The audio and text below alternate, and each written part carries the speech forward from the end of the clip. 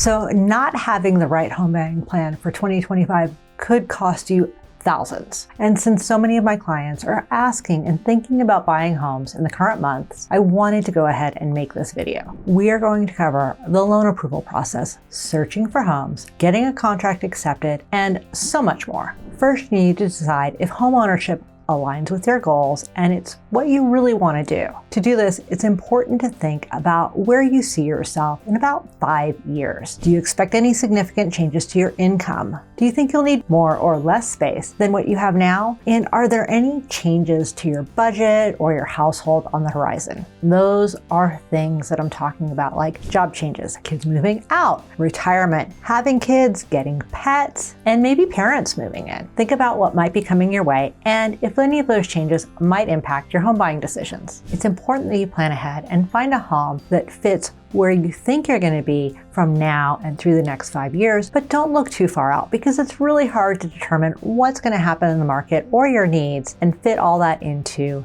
your budget. But you do need to think of the most likely scenarios. So once you've decided that, yes, it really makes sense for me to buy a home now, the next thing to do is to find and choose a qualified realtor. You want to choose an agent that has a proven track record who provides real value, like maybe this video. So do a little bit of research, check their reviews, and if they pass that first test, then talk to them. Meet them over Zoom or in person and make sure it's somebody that you feel comfortable with. Your realtor is going to be helping you and giving you guidance on some really big decisions. So you want to make sure that in your heart, you really believe that they have your best interest at heart. Before you start house hunting, you're going to need to get pre-approved or confirm access to your source of cash. A thorough pre-approval can take a few days and even a week or more if you are self-employed or if you have more complicated financial scenarios. So it's important to get this process started right away. Ask your realtor for a lender they would recommend and check with your bank or your credit union to see what type of loan products they have available for you at this time. A pre-approval or proof of funds is required when you're submitting an offer, and it tells the seller that you're serious about purchasing a home and you actually understand your budget. So once you have your pre-approval, now it's time to really hone in on your list. Make a list of your wants and a list of your needs. They're different, and you might find yourself in the situation where your wants are stopping you from finding what you truly need. Share this information with your realtor and they'll set up a search for you so you can begin house hunting online. So online, you can look at a ton of homes, but when it comes to in-person viewings, in my experience, people will typically look between 3 and 30 homes before finding one that's a good match for them. And how many is it going to take? It really depends on you and how clearly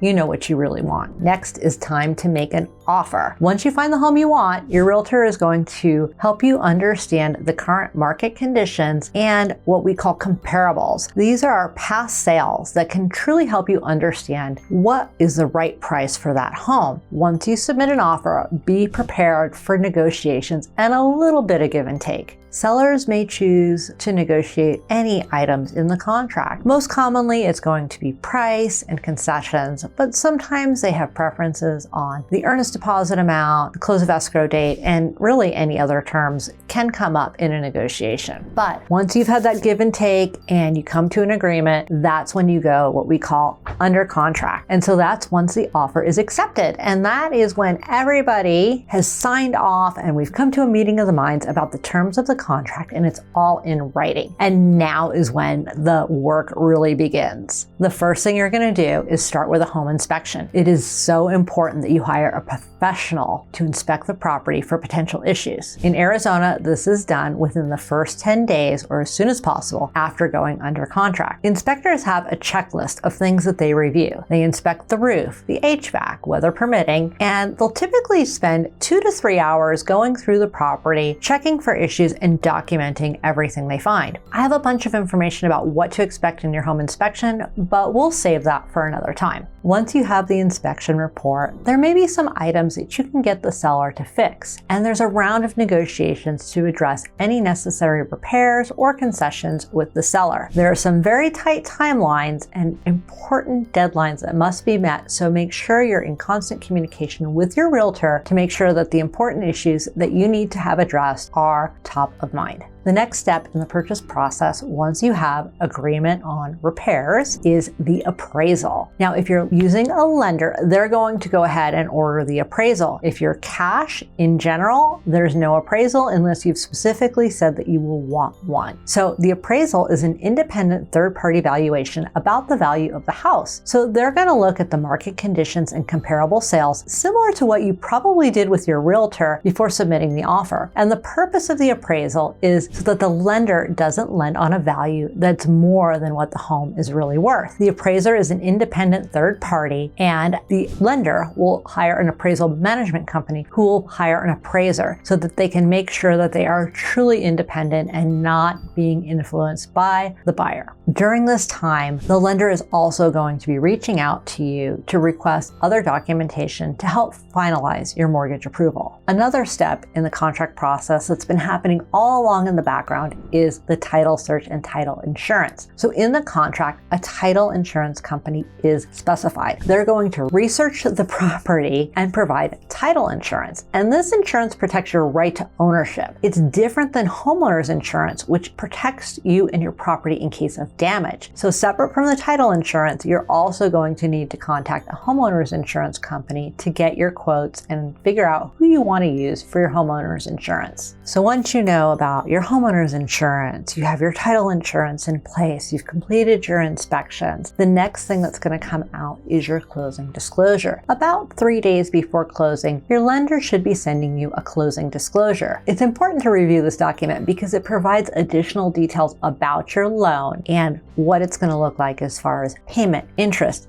down payment, all those things, and give you a better idea of the funds that you're going to need to provide for closing. Once the lender and the title company have confirmed all the numbers, you're going to get the actual final number of funds that you're going to need to bring to the table at closing. And this has to be certified funds. So typically a cashier's check or a wire transfer. And at this point, you're ready to close. It's time to confirm the movers, schedule the transfer of utilities into your name. It's also a great time to start the change of address process and submit to have the mail forwarded from your old home to your new home. So you're almost there at this point. Now it's time for the final walkthrough. And between 1 and 3 days before closing, you want to walk through the house one more time to make sure that the home is in the same condition as when you made the offer to purchase and any agreed repairs are done. If the repairs aren't done or something's wrong, this is the time to speak up, because once you close, it's probably going to be too late. Closing day is the last day. Now, this is when you sign the paperwork and get the keys, and they don't happen at the same time. So what happens is that typically a day before or the morning of closing, you're going to meet either with the title company or with a notary to sign all of your final loan documents and the closing documents. Once those are signed, they're going to go back to the title company. They're going to put that together with your funds, with all of the documentation from the seller, and make sure everything's in line, and then they submit the deed to be recorded. Once the deed is recorded, your purchase is finalized and you can finally get the keys to your new home.